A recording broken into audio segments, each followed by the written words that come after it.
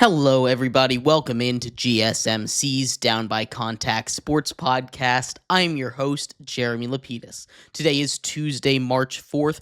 Hope everybody is having a great day so far. There is a lot to get into. It was the franchise tag deadline today in the NFL, but that wasn't the only news. We'll go over all of the major news, including people getting cut, stars getting extended, and everything going on in the NFL in our first segment. Then we'll do our post-combine mock draft. Our mock draft 3.0 coming up in segment 2 before diving into the Mavericks. Kyrie Irving done for the season after tearing his ACL. We'll talk about what that means for them as they try to cling on to a play-in spot at the 10 seed in the Western Conference.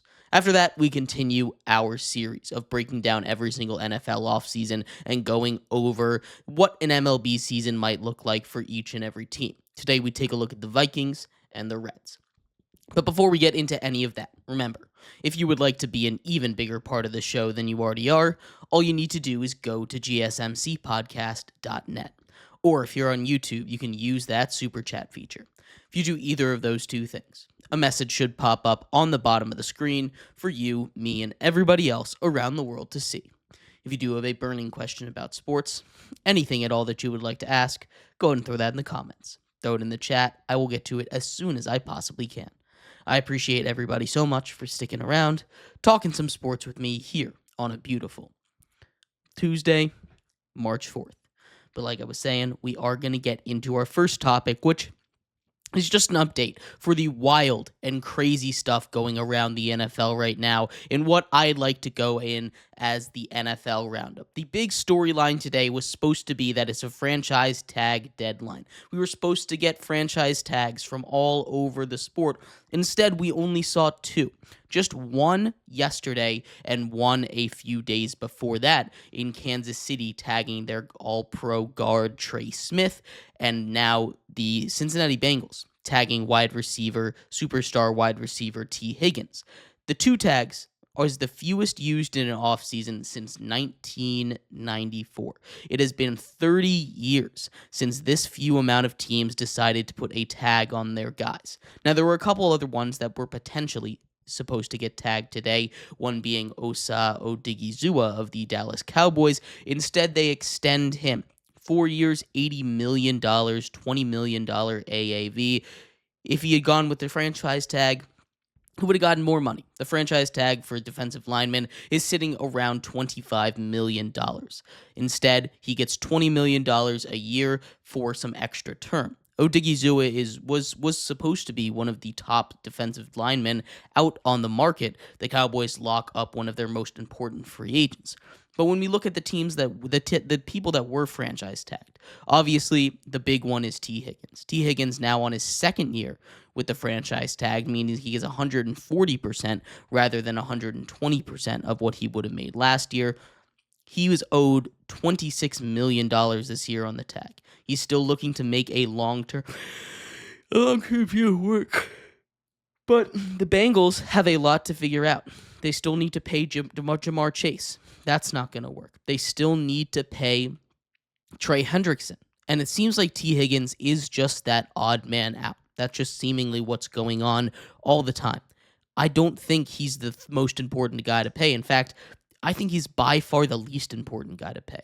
If you let Trey Hendrickson walk, it's a disaster for a defense that already was as bad as they were last year. Losing a guy that led the league in sacks is inexcusable. You have to pay that man a bunch of money, and then you have to pay one of the top two receivers in the league in Jamar Chase a lot of money as well.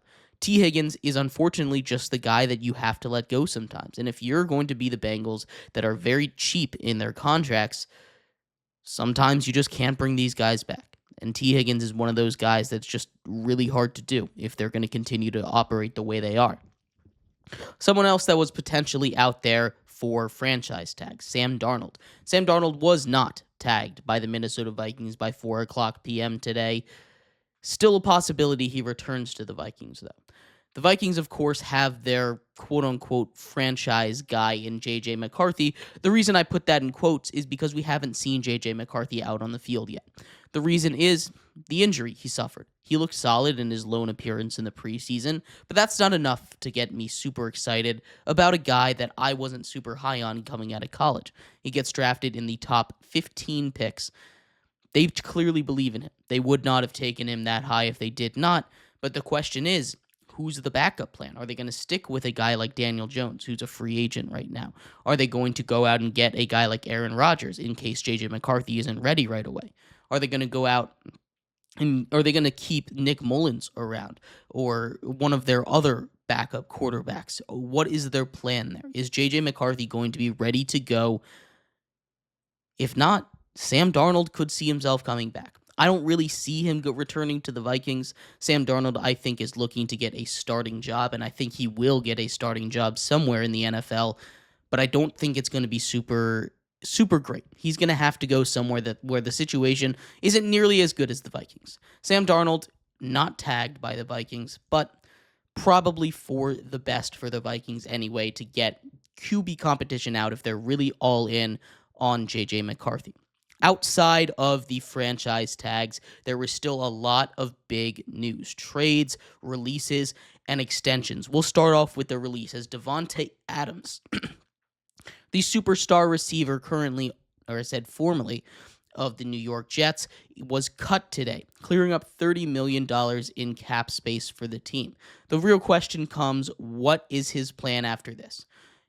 The first reaction for a lot of people, including myself, is he's just going to go wherever Aaron Rodgers is. They've been a tandem basically everywhere that they've gone. He took a brief pit stop over in Las Vegas when he played with his college quarterback of Derek Carr. That didn't really work out. Aaron Rodgers is a free agent. He's also a free agent. But the other pole is the West Coast. Aaron Rodgers seeming like he wants to play on the West Coast, but it seems like the draw of the West Coast is a lot bigger for a guy like Davante Adams. He's still a guy that can come in and be a top receiver on your team. So any team on the West Coast should be real happy to get him. The Niners, after moving off of Debo, I know they're trying to get younger, but bringing him in, if you can get him for cheap enough, there's no reason not to.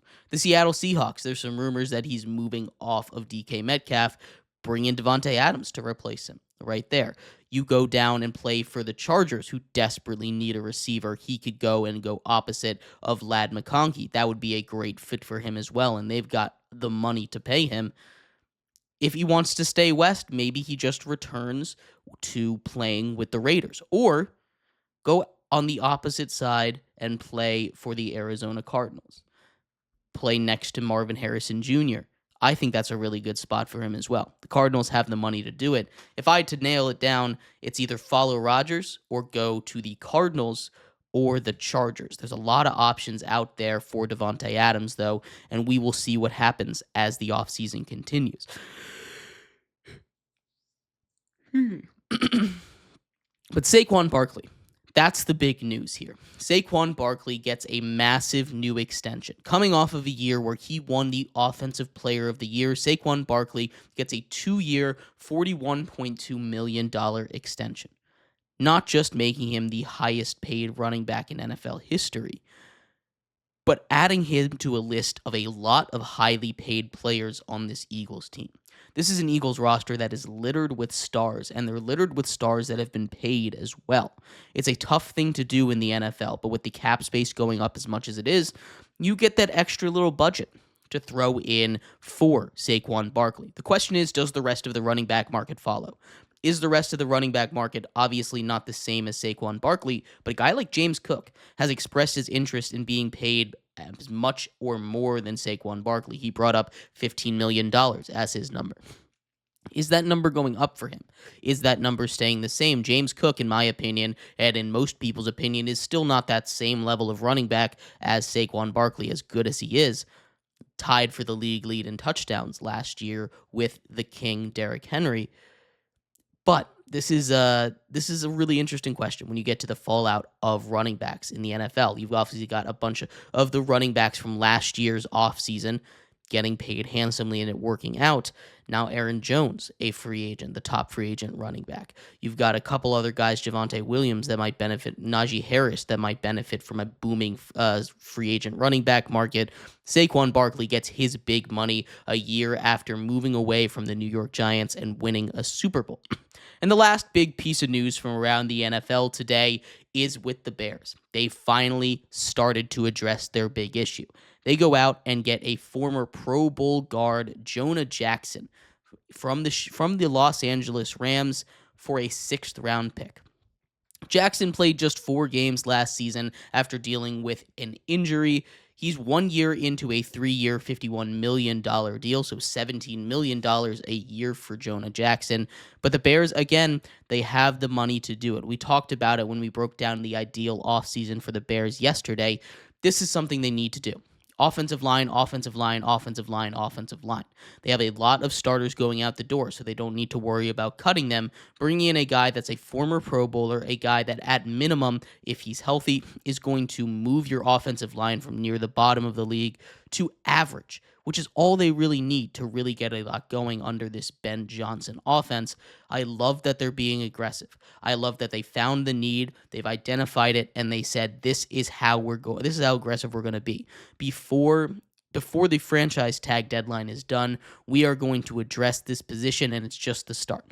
This is huge for the Bears. I love this trade, and I think this is the most impactful move of the day. But a busy day in the NFL as a lot of teams changing their strategies, getting ready for the chess match that is the NFL draft. After the combine, a lot of teams have changed their minds or updated their prospect lists. I have as well. We have Mock Draft 3.0 coming up for you, post-combine mock draft in just a second. We'll come to that next here on GSMC's Down by Contact Sports Podcast.